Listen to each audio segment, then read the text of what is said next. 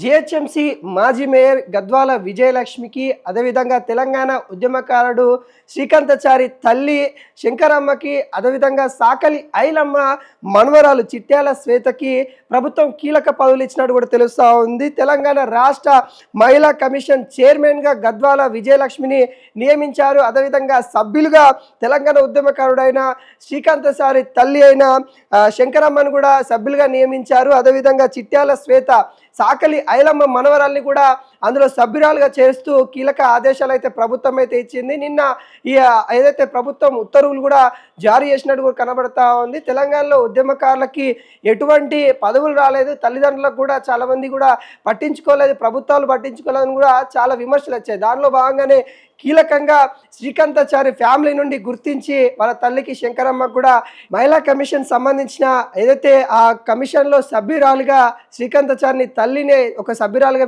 నియమించడం అయితే జరిగింది. దాదాపుగా 6 మందికి కూడా అవకాశం కలిగించినట్టు కూడా కనబడతా ఉంది. అందులో బడుగు బలహీన వర్గాల నుండి వచ్చిన మహిళలకే ప్రాతినిధ్యం కలిగిస్తూ మరి ప్రభుత్వం అయితే కీలక ఆదేశాలు కూడా ఇచ్చినట్టు కూడా కనబడుతూ ఉంది. ప్రభుత్వ ప్రధాన కార్యదర్శి కె రామకృష్ణరావు ఉత్తర్వులు అయితే జారీ చేశారు. నిన్న ఈ ఉత్తర్వులు జారీ చేసిన తర్వాత కూడా ఈ అంశాలపైన చాలామంది కూడా ప్రశంసలు ఇస్తూ ఉన్నారు. శ్రీకాంతాచారి తల్లికి న్యాయం జరిగే విధంగా తనకి కూడా ఇంకా ఉన్నత పదవులు ఇవ్వాలి అన్నట్టుగా కోరుతున్న పరిస్థితి కనబడతా ఉంది. దాదాపుగా 6 మంది సభ్యులతో కూడా ఏదైతే మహిళా కమిషన్ కూడా ఏర్పాటు చేయడం అయితే జరిగింది. చైర్పర్సన్గా మాజీ మేయర్ అయిన హైదరాబాద్ జిహెచ్ఎంసీ మాజీ మేయర్ అయిన గద్వాల విజయలక్ష్మి కూడా కీలక పదవి ఇచ్చినట్టు కూడా తెలుస్తూ ఉంది. మరి కొంతమంది మహిళలకు కూడా ఉన్నత స్థాయిలో ఉంచే దిశగా కాంగ్రెస్ ప్రభుత్వం కీలక అంశాలపైన కూడా చర్చలు చేస్తూ ఉన్నట్టు కూడా కనబడతా ఉంది. దానిలో భాగంగానే ఇప్పుడున్న ఎవరైతే మహిళలు ఉన్నారో వాళ్ళకి కీలక పదవులు ఇస్తూ మరికొంతమంది కూడా మహిళలకి అధికారం ఇవ్వాలి అనే ఆలోచనలో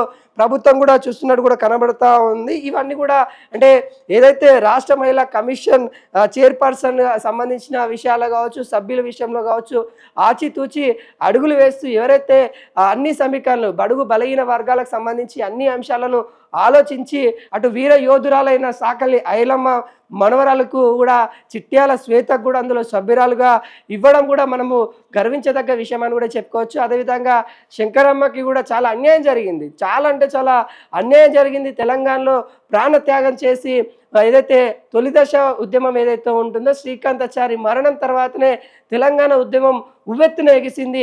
ఆ తల్లికి ఆ కన్నీళ్ళ ద్వారానే మరి చాలామంది కూడా ఎంత ఓదార్చినా కానీ మనం చాలా తక్కువ, ఏ పదవి ఇచ్చినా కానీ ఆ తల్లికి తక్కువ. కానీ గత ప్రభుత్వాలు ఆ తల్లికి పదవులు ఇస్తాయని చెప్పి నమ్మి మోసం చేసిన నేపథ్యాలు కూడా మనం చూసాము. అలాంటి దిశగా కాకుండా ఈరోజు కొంత న్యాయం చేసే దిశగా ప్రభుత్వాలు వెళ్తూ ఉన్నాయి. శంకరమ్మకి అందులో సభ్యురాలుగా చేర్చి కూడా కొంత న్యాయం చేశారని కూడా చాలామంది చెప్తా ఉన్నారు. అయితే ఇంకా కీలకమైన పదవులు ఇవ్వాల్సి ఉంది. ఎందుకంటే మంచి ఉన్నత స్థానంలో శంకరమ్మని చూడాల్సిన బాధ్యత యావత్తు తెలంగాణకు ఉంది.